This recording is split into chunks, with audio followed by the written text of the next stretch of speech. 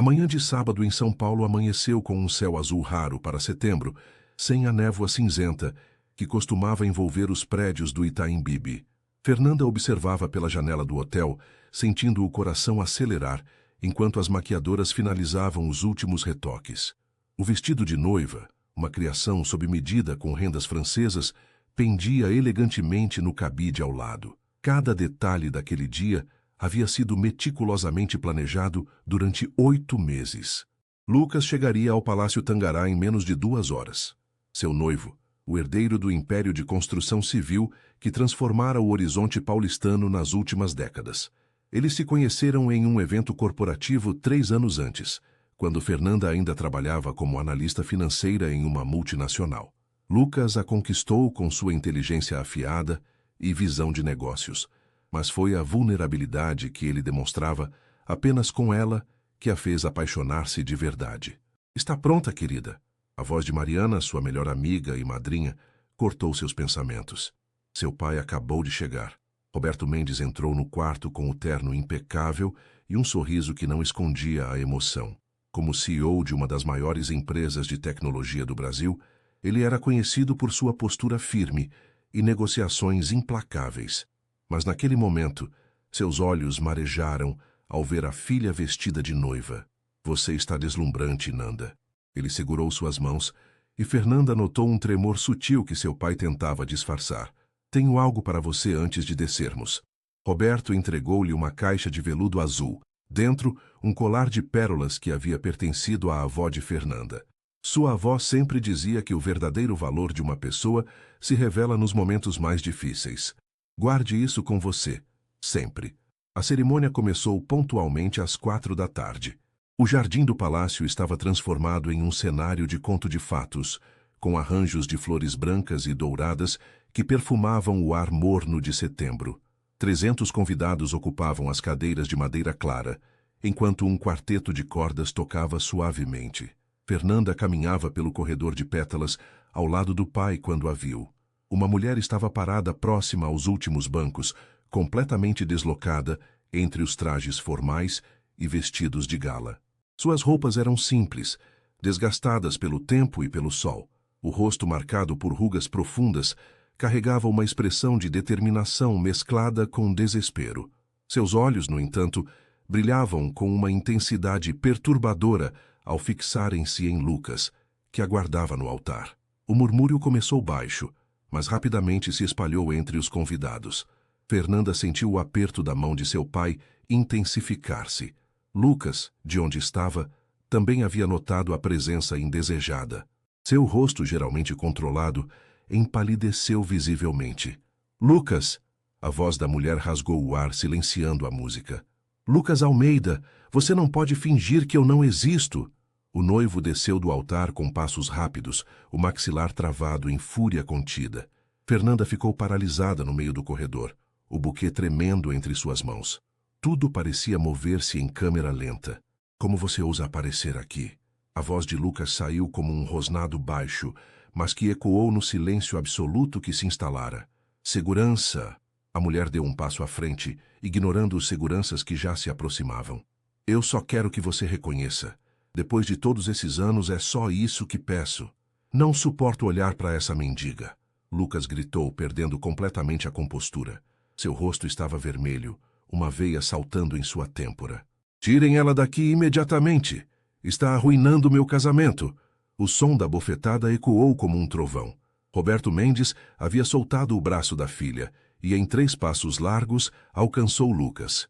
A palma aberta de sua mão conectou-se com o rosto do noivo, com força suficiente para virar sua cabeça. O silêncio que se seguiu foi ensurdecedor. 300 pessoas prenderam a respiração simultaneamente. "Nunca mais ouse falar assim de alguém na minha presença." A voz de Roberto era baixa, controlada, mas carregada de uma autoridade que fazia homens poderosos recuarem. "Muito menos no casamento da minha filha." Lucas levou a mão ao rosto, incrédulo. "Senhor Mendes, o senhor não entende?" "Entendo perfeitamente." Roberto virou-se para a mulher que agora tremia visivelmente. "A senhora está bem? Precisa de água? De um lugar para sentar?" Lágrimas escorriam pelo rosto envelhecido da mulher. Eu só precisava." Fernanda finalmente conseguiu mover as pernas.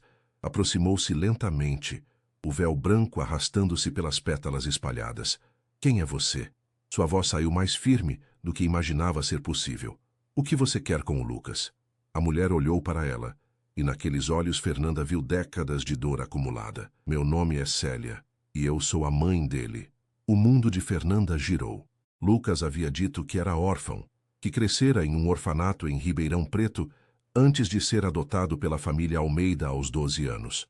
Toda a narrativa de superação que ele compartilhara, as histórias de dificuldades superadas, a trajetória de quem venceu contra todas as probabilidades. Isso é mentira, Lucas gritou, recuperando-se do choque inicial. Minha mãe morreu quando eu tinha 5 anos. Essa mulher é uma golpista. Obviamente soube do casamento e veio tentar extorquir dinheiro. Eu nunca morri, Lucas. A voz de Célia quebrou. Você sabe disso. Você sabe muito bem o que aconteceu. Roberto fez um gesto, e 2 seguranças se posicionaram, mas não para remover Célia.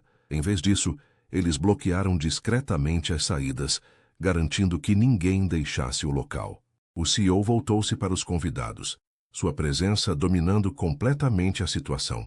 Peço desculpas pelo transtorno, mas solicito que todos permaneçam.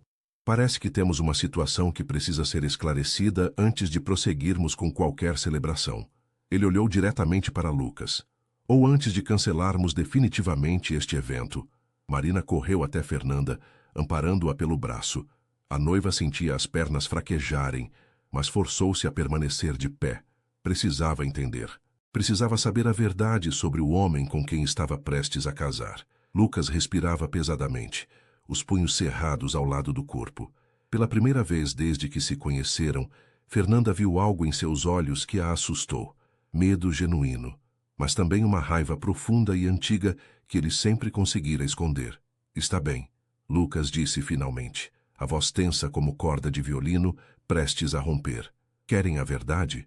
Então vou contar a verdade sobre essa mulher.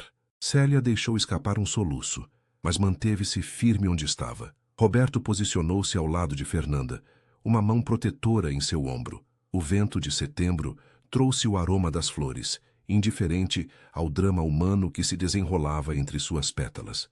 O casamento dos sonhos de Fernanda havia se transformado em um pesadelo, mas alguma parte profunda de sua consciência sussurrava que talvez precisasse ver esse pesadelo até o fim.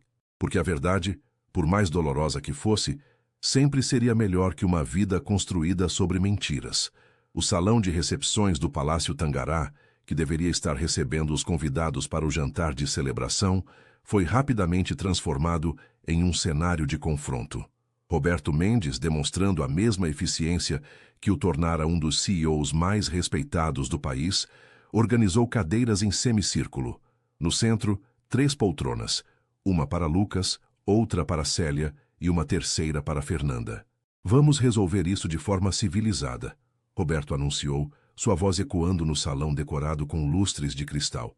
Todos aqui são adultos. Se há uma história a ser contada, que seja contada com todos os presentes. Lucas afrouxou a gravata, o rosto ainda marcado pela bofetada. Sentou-se com a postura rígida de quem se prepara para uma batalha. Célia acomodou-se na ponta da poltrona, as mãos entrelaçadas no colo, tremendo visivelmente. Fernanda permaneceu de pé por um momento, o vestido de noiva parecendo pesar toneladas, antes de finalmente sentar-se. Eu cresci em Franca, no interior de São Paulo, Célia começou, a voz fraca, mas determinada. Trabalhava em uma fábrica de sapatos desde os 14 anos. Conheci o pai do Lucas quando tinha 19. Ele era supervisor, vinha de uma família com um pouco mais de condições. Prometeu que nos casaríamos, que teríamos uma vida melhor. Lucas revirou os olhos, mas Roberto lançou-lhe um olhar que o fez permanecer calado. Quando engravidei, tudo mudou. A família dele não aceitou. Disseram que eu era uma caçadote, que estava tentando me aproveitar. Ele me abandonou antes mesmo do Lucas nascer. Lágrimas começaram a escorrer novamente. Criei meu filho sozinha. Trabalhava 12 horas por dia, às vezes mais. Conseguia pagar um quartinho nos fundos de uma casa. Dividíamos um banheiro com outras 3 famílias. Marina trouxe um copo de água para Célia, que bebeu agradecida antes de continuar. O Lucas era um menino brilhante. Aprendeu a ler sozinho aos 4 anos, folheando revistas velhas que eu catava do lixo.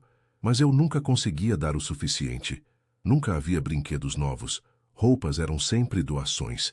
Ele via outras crianças com coisas que eu jamais poderia comprar. Essa parte é verdade. Lucas interrompeu, a voz carregada de amargura. Mas você está omitindo o resto da história, não está? Fernanda olhou para o noivo, tentando reconhecer o homem que pensava conhecer. Deixe ela terminar, Lucas. Célia respirou fundo. Quando ele tinha 11 anos, apareceu uma oportunidade. A família Almeida estava procurando uma criança para adotar. Eles haviam perdido o filho único em um acidente de carro e queriam recomeçar. Eram donos de uma construtora em crescimento, gente com dinheiro e influência. Vieram a Franca procurando especificamente uma criança mais velha, inteligente, que pudesse apreciar a oportunidade. O salão estava em silêncio absoluto. Até o som do ar-condicionado parecia ter cessado. Uma assistente social da prefeitura me procurou. Disse que o Lucas tinha potencial, que aquela família poderia dar a ele tudo o que eu nunca conseguiria. Educação particular, viagens, contatos, um futuro. A voz de Célia quebrou. Ela disse que eu precisava pensar no que era melhor para meu filho, não no que era melhor para mim. E você me vendeu. Lucas cuspiu as palavras como veneno. Assinou os papéis, recebeu o dinheiro e me entregou como se eu fosse mercadoria. Não foi assim. Célia gritou, surpreendendo a todos com a intensidade repentina. Eu achei que estava fazendo o certo. Eles me convenceram de que você teria uma vida que eu nunca poderia proporcionar. Roberto inclinou-se para a frente. Houve uma transação financeira? Célia baixou os olhos. 15 mil reais, na época, parecia uma fortuna. Disseram que era para eu recomeçar minha vida, para cobrir os anos de criação. Eu estava tão confusa, tão pressionada. Assinei uma renúncia completa dos direitos parentais. Você escolheu o dinheiro, Lucas disse, cada palavra pronunciada com precisão cirúrgica. Não tente romantizar sua decisão agora. Você me trocou por 15 mil reais e nunca mais olhou para trás. Isso não é verdade. Célia levantou-se, as pernas bambas. Eu tentei entrar em contato, mandei cartas, fui até São Paulo 3 vezes nos primeiros anos. A família Almeida tinha advogados, ordens de restrição. Disseram que se eu continuasse aparecendo, me processariam por assédio e tentariam me fazer pagar de volta o dinheiro com juros. Fernanda sentiu bile subir na garganta. Lucas, isso é verdade? Você sabia que ela tentou contato? O silêncio dele foi resposta suficiente. Marina segurou a mão de Fernanda, que estava gelada apesar do calor de setembro. A noiva olhou para o homem que deveria ser seu marido em poucas horas e viu um estranho.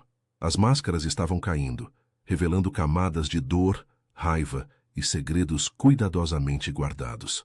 Os Almeida me deram tudo, Lucas finalmente disse, a voz mais baixa, mas ainda defensiva. Educação em escolas de elite, MBA em Stanford, acesso a um império empresarial.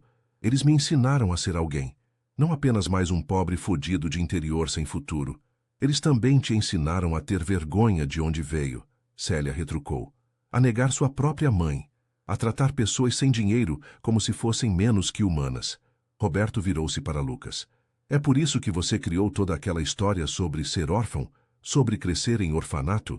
Era mais fácil. Lucas admitiu com um dar de ombros que tentava parecer casual, mas falhava miseravelmente. Uma narrativa de superação vende melhor que minha mãe biológica me vendeu, mas fui resgatado por gente de verdade. Fernanda levantou-se abruptamente, o vestido farfalhando. Gente de verdade? Lucas, você está ouvindo a si mesmo? Nanda, você não entende. Não, você que não entende. Pela primeira vez naquela tarde interminável, Fernanda sentiu raiva substituir o choque. Você mentiu. Sobre tudo. Sobre quem você é. De onde veio, sobre sua família, que agora está aqui, humilhando uma mulher que claramente sofreu tanto quanto você, talvez mais. Lucas levantou-se também, aproximando-se dela. Eu ia te contar, eventualmente, quando o momento fosse certo. Quando seria o momento certo, Lucas? Depois de casados? Depois de termos filhos? Nunca. Fernanda recuou, criando distância física entre eles. Ou você planejava levar esse segredo para o túmulo e continuar fingindo que sua mãe está morta? Célia observava a troca com expressão de dor profunda. Eu não vim aqui para destruir sua vida, Lucas. Eu juro, mas estou doente.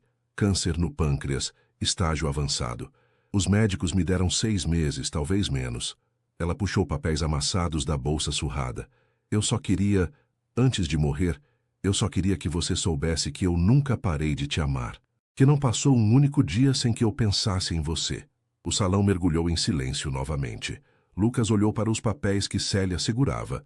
Eram recortes de jornal, artigos sobre a empresa Almeida, sobre os sucessos empresariais dele. Décadas de acompanhamento à distância, de uma mãe observando o filho crescer através de páginas impressas. Fernanda sentiu as lágrimas finalmente chegarem, embaçando sua visão. Não eram lágrimas pelo casamento cancelado ou pelo dia arruinado. Eram lágrimas pela tragédia humana se desenrolando diante de seus olhos, pela complexidade impossível de escolhas feitas em desespero e suas consequências que ecoavam através dos anos. A noite havia caído sobre São Paulo quando Roberto finalmente dispensou os convidados. A maioria partiu em silêncio respeitoso, mas Fernanda sabia que até a manhã seguinte a história já estaria circulando em todos os círculos sociais da cidade. O casamento do ano havia se transformado no escândalo do ano. Marina ajudou Fernanda a trocar o vestido de noiva por roupas confortáveis em um dos quartos do hotel, anexo ao palácio. As mãos da noiva, ex-noiva, tremiam tanto que ela mal conseguia abotoar a blusa. Você precisa comer alguma coisa, Marina disse suavemente, penteando os cabelos da amiga que ainda mantinham os cachos elaborados do penteado de casamento. Não comeu nada o dia todo. Não consigo pensar em comida. Fernanda olhou seu reflexo no espelho. Horas atrás, aquela mulher estava radiante, pronta para começar uma nova vida.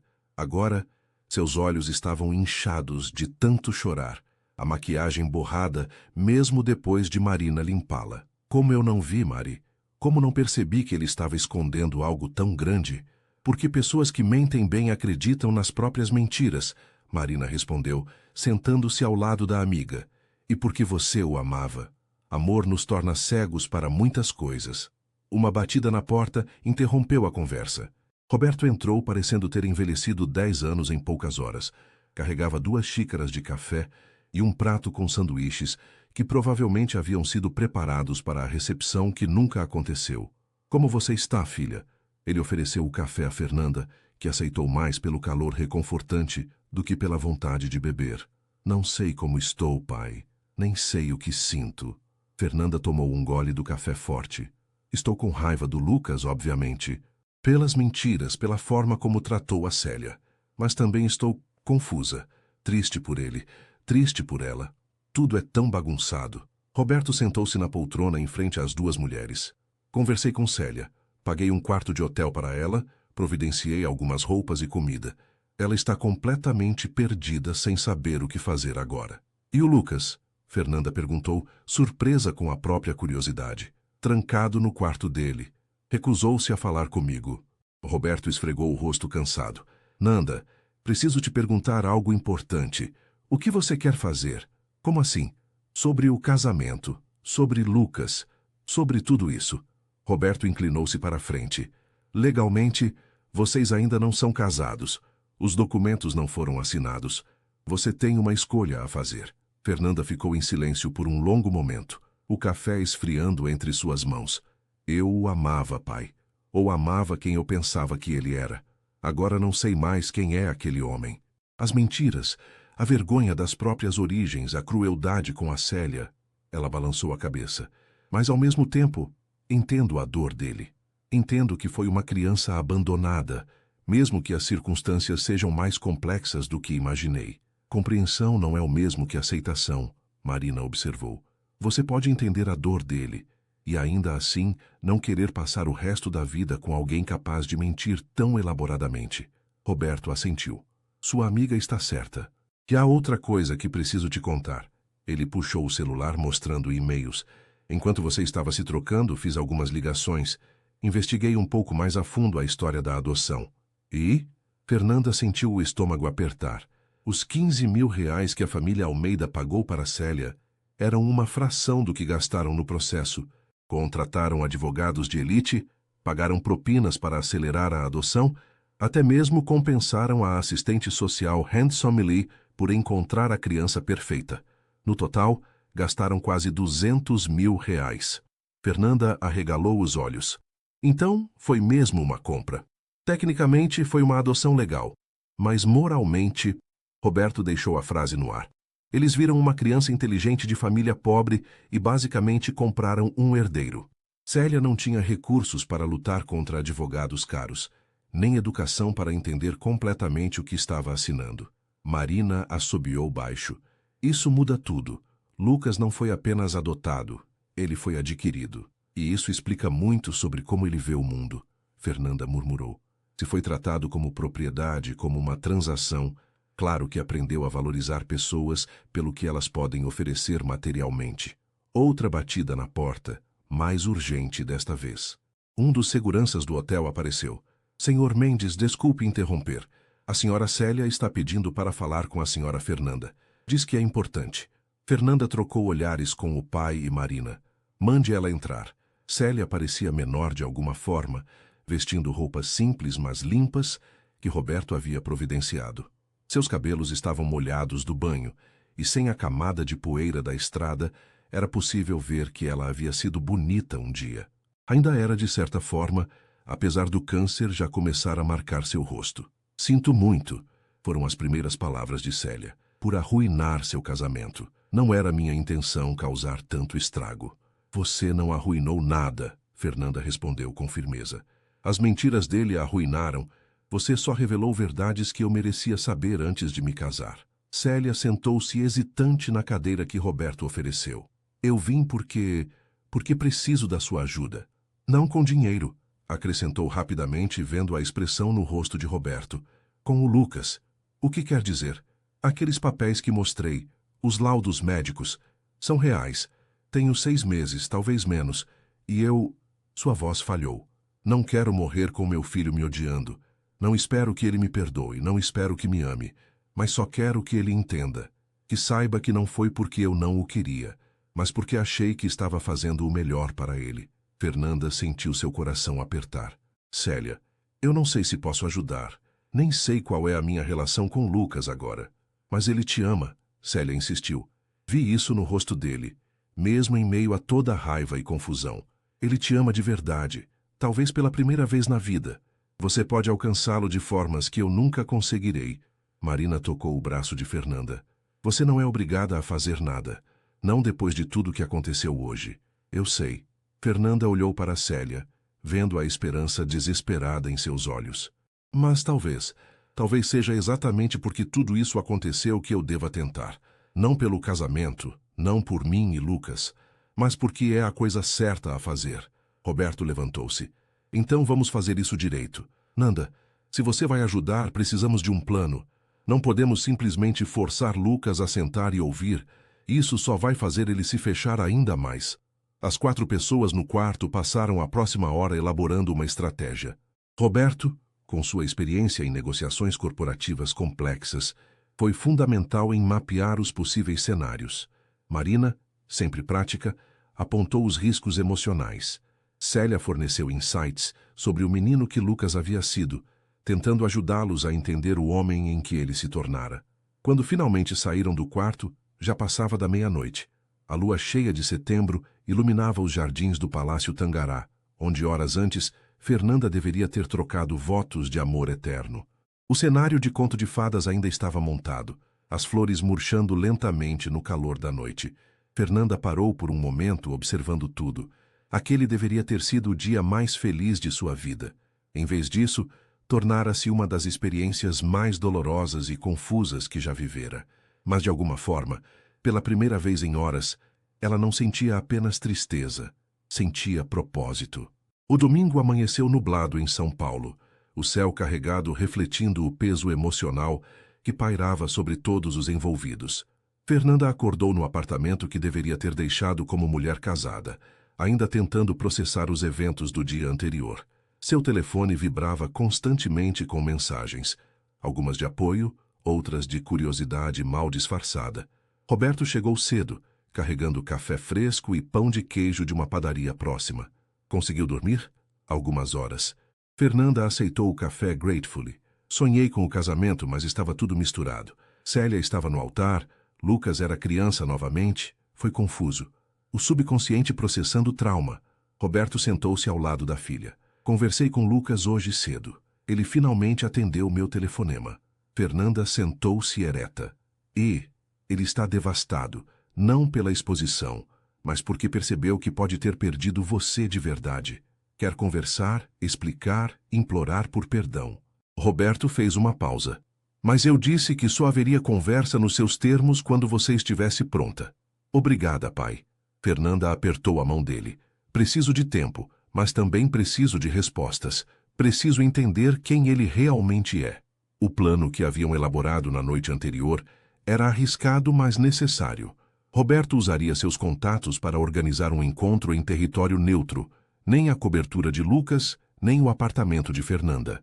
Escolheram uma sala de reuniões em um motel discreto, com a presença de um terapeuta especializado em mediação familiar, que Roberto conhecia de trabalhos corporativos. Marina ajudou Fernanda a se arrumar, escolhendo roupas que a faziam sentir-se forte, mas confortável. Lembra-se do que conversamos. Você não está lá para salvá-lo, está lá para entender a verdade e decidir o que é melhor para você. Eu sei. Fernanda observou seu reflexo, mas também quero entender a Célia. Ela merece ter sua história ouvida completamente. O encontro foi marcado para as 15h. Quando Fernanda chegou, acompanhada por Roberto e Marina, Lucas já estava lá. Ele parecia ter envelhecido anos em um dia. Olheiras profundas, barba por fazer, roupas amarrotadas. Ao vê-la, seus olhos se encheram de lágrimas. Nanda, Não. Fernanda levantou a mão. Ainda não é sua vez de falar. Primeiro vamos estabelecer algumas regras. A doutora Patrícia Lemos, a terapeuta, assumiu o controle. Este é um espaço seguro para todas as partes envolvidas expressarem seus sentimentos e verdades. Não haverá julgamentos precipitados, mas também não aceitaremos mentiras ou evasões. Concordam? Todos assentiram. Célia chegou minutos depois, acompanhada por uma assistente social que Roberto havia contratado. A mulher parecia ainda mais frágil à luz do dia, mas havia uma determinação em seus olhos.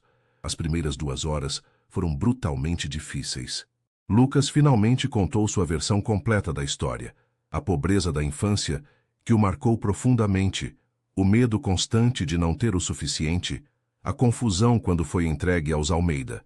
Ele descreveu como a nova família sistematicamente apagou sua identidade anterior, proibindo-o de falar sobre Franca ou sobre sua mãe biológica.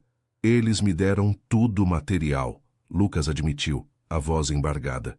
Mas me fizeram sentir que meu passado era uma vergonha, que eu só tinha valor se negasse completamente de onde vim. Célia ouviu tudo em silêncio, lágrimas escorrendo livremente. Quando foi sua vez, ela detalhou os anos após a adoção, como o dinheiro acabou rapidamente, gasto em dívidas antigas e na tentativa de estabelecer uma vida melhor. Como tentou entrar em contato com Lucas e foi bloqueada legalmente a cada passo. Como desenvolveu depressão severa, perdeu empregos, acabou vivendo na rua por períodos. Eu estraguei tudo, ela disse simplesmente. Tomei a decisão errada pelas razões erradas, mas era mãe solteira, pobre, sem educação, sendo pressionada por pessoas com muito mais poder.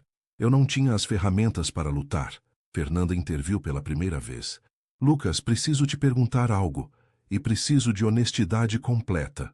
Ela respirou fundo. Existem outras mentiras, outras coisas significativas sobre você ou sua vida que você escondeu de mim? Lucas hesitou, e naquele breve momento, Fernanda viu o conflito interno travando-se nele. Finalmente ele balançou a cabeça.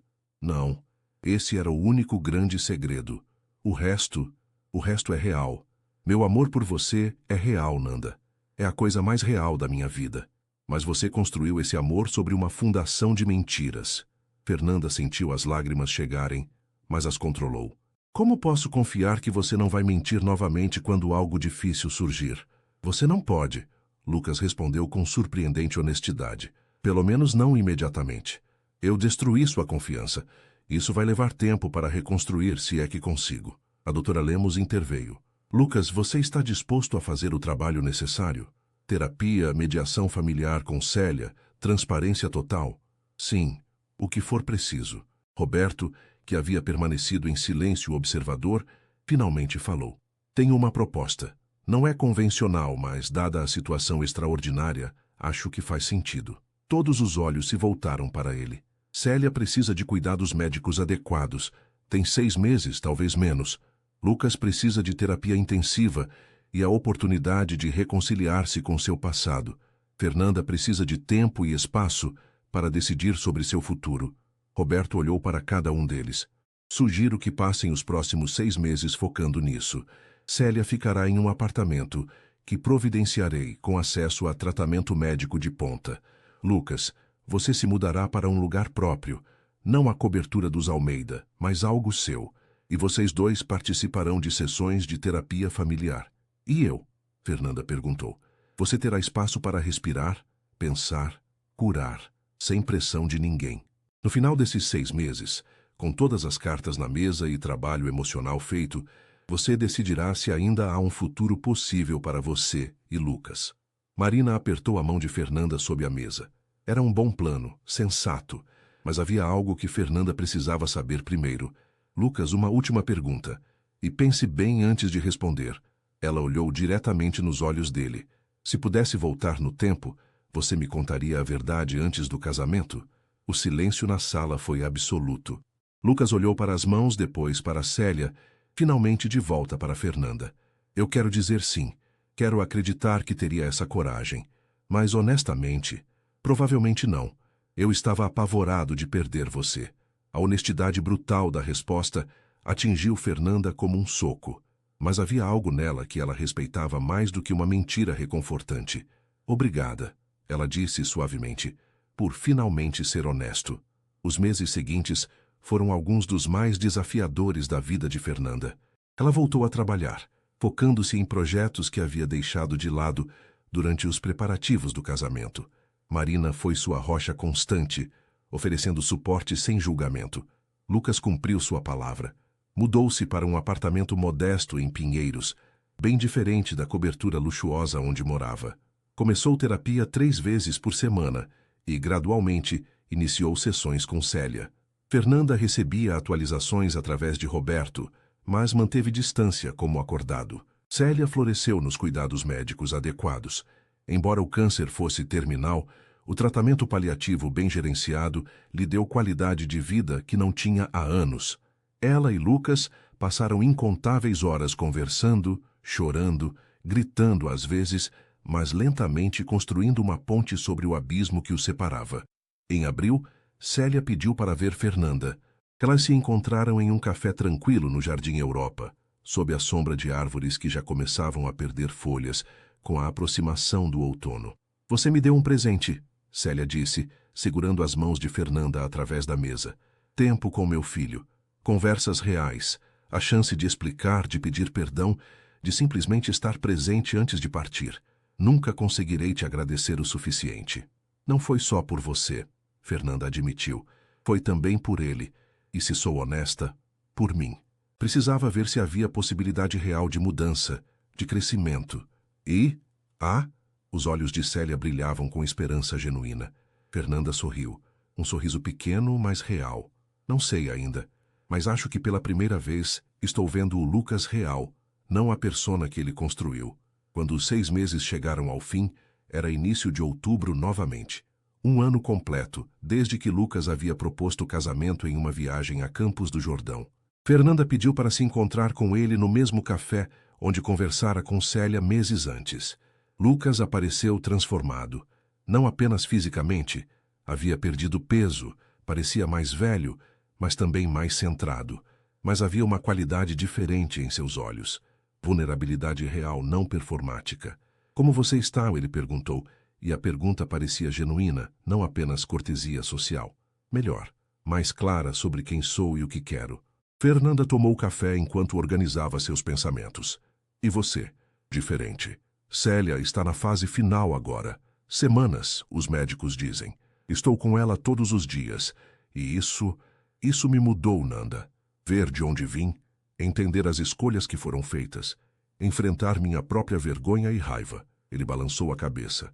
Não posso desfazer as mentiras, mas estou finalmente entendendo por que menti. Eu sei. Roberto me manteve informada. Fernanda respirou fundo. Lucas, não vou casar com você. Pelo menos não agora, talvez nunca nos termos que planejávamos. Ela viu a dor atravessar o rosto dele, mas ele assentiu. Entendo. Eu destruí isso. Mas, Fernanda continuou, estou disposta a recomeçar. Não como noivos, não como o que éramos, mas como duas pessoas que se conhecem realmente pela primeira vez, sem mentiras, sem máscaras, e ver aonde isso nos leva. A esperança que iluminou os olhos de Lucas foi cautelosa, mas real. Recomeçar como um primeiro encontro, como pessoas honestas se conhecendo. Você como Lucas de Franca, não Lucas Almeida. Eu como Fernanda, que agora sabe a diferença entre aparência e realidade. Ela estendeu a mão através da mesa. Oi, eu sou Fernanda Mendes. É um prazer conhecê-lo. Lucas pegou sua mão e, pela primeira vez em meses, Fernanda sentiu o toque ser genuíno. Lucas Silva, o prazer é meu. Eles conversaram por horas, realmente conversaram, sobre infância, medos, sonhos, cicatrizes, sobre a vida que Lucas havia vivido antes dos Almeida e como isso o moldara, sobre a vida que Fernanda pensava querer e como suas próprias expectativas haviam sido desafiadas. Quando Célia faleceu 3 semanas depois, Fernanda estava ao lado de Lucas no hospital. Ela segurou sua mão enquanto ele se despedia da mãe que havia negado por tanto tempo, mas que agora podia reconhecer completamente. O funeral foi pequeno, mas digno, e Lucas chorou abertamente. Não lágrimas de vergonha, mas de luto genuíno e amor tardio, mas real. Meses se transformaram em 1 ano. Lucas e Fernanda não se casaram, mas construíram algo que nenhum dos dois havia imaginado. Uma parceria baseada em verdade radical e vulnerabilidade mútua. Ele continuou em terapia, trabalhando através de décadas de trauma e vergonha internalizada. Ela aprendeu sobre suas próprias expectativas e como havia, de certa forma, aceitado a versão polida de Lucas porque era mais fácil do que lidar com complexidade real.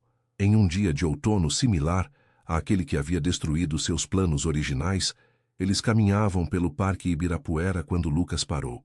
Posso te fazer uma pergunta? Sempre, Fernanda respondeu. Você acha que algum dia vai me perdoar completamente? Pelas mentiras, por tudo? Fernanda pensou cuidadosamente. Perdão não é esquecer ou fingir que não aconteceu. É escolher não deixar o passado envenenar o presente. Ela pegou a mão dele. Já te perdoei, Lucas. Mas perdão não é permissão para repetir os mesmos erros.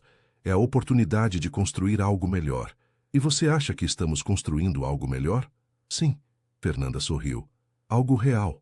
Algo que pode não ser o conto de fadas que imaginei, mas que é honesto e forte. E isso, eu descobri, vale muito mais.